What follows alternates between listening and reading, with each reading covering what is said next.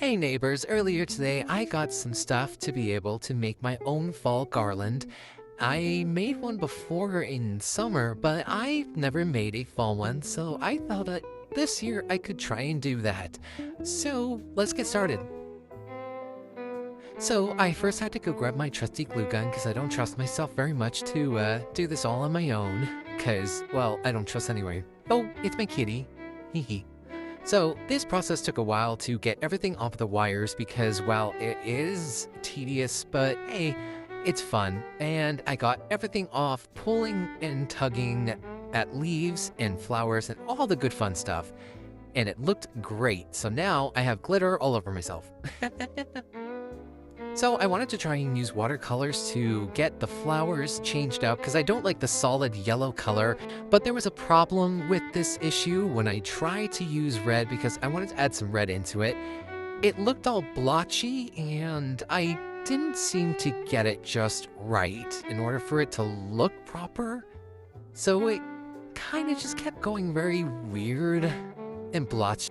And before I started working on any of the other flowers, I remembered I had this red hairspray coloring that I had from a last outfit last Halloween, so I thought I would try it out, and it worked so well. I'm gonna just go spits all over on this one that I tried painting, but it looks so incredible just getting it on there. And I'm not too worried about cleaning the floor because the fact that this stuff cleans off quite easily off of skin and floor since it is a washable coloring, but luckily enough, it stayed on the flowers so perfectly that it made it look much better.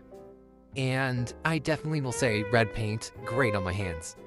So now that we got all that done, now we're gonna start working on putting together the garland, and this is actually using a grapevine garland, so it's gonna be a little bit easier to tuck everything into place.